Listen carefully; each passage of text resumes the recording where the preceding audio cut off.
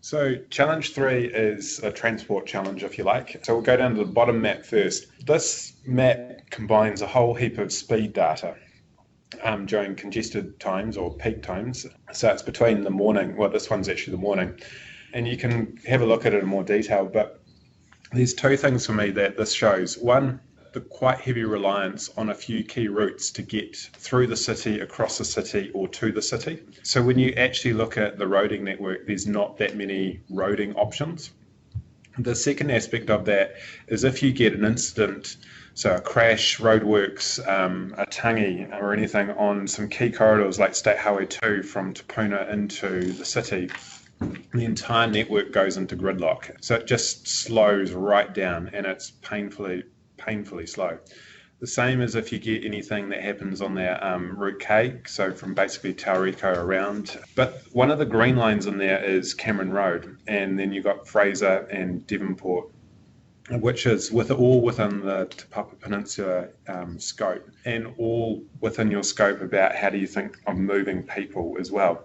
So those lines are actually are not too bad from a traffic delay perspective, but they're likely to increase as you get more traffic from population growth. I've included some TomTom data around congestion.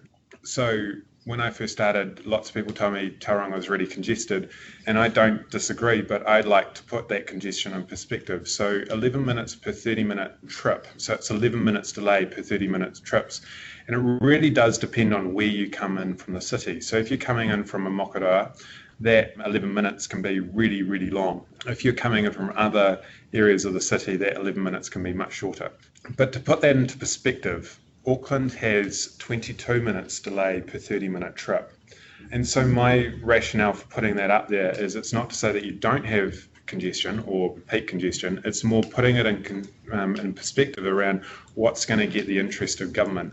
And government's probably more likely to invest in somewhere like Auckland or Wellington or Christchurch, which is higher congestion than Tauranga. So we just need to be a lot smarter, in my view, about how we explain the story. So I'll talk about the harmonic average speed graph. So I pulled out Cameron Road. So this is Maxwell to State Highway 29. So it's basically beyond the CBD, but it's CBD to Tauriko, or the Barks Corner, basically.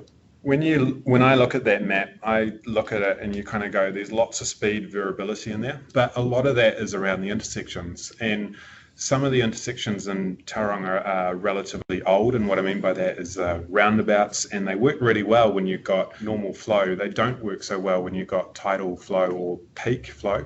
And so there's quite a significant opportunity to think about how traffic moves along places like Cameron Road.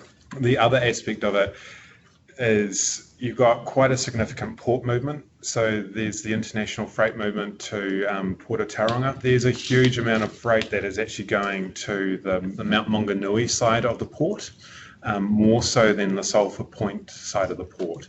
But it also shows what the demand is on some of your key corridors. And that comes from the Tauranga Transport Program. So it's one of the things that we're getting updated at the moment with the freight movements. But it's quite a critical connection, and being able to move and have reliability of getting your goods to port is pretty critical in terms of international shipping. My last picture on there is the projected percentage of jobs available within 30 minutes. The main reason for including this one is if there's no new transport improvements to the PT network, PT access declines quite rapidly. So that rings have shrunk, which is really concerning, because we should be thinking more about how we get people to move via PT when they're accessing jobs and schools than by private vehicles.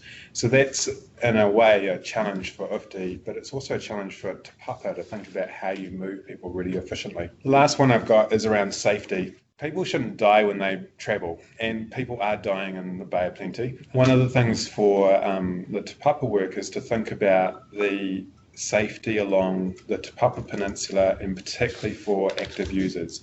If you intensify areas, you increase the potential for us to be travelling by scooter and micro-mobility, by bike, e-bike, skateboard and whatever, or just plain old walking. But in doing so, we need to think about how we cross streets, how we reduce friction, how we reduce conflict at some of the intersections and other points, and how we enable people to move more actively, but also safely.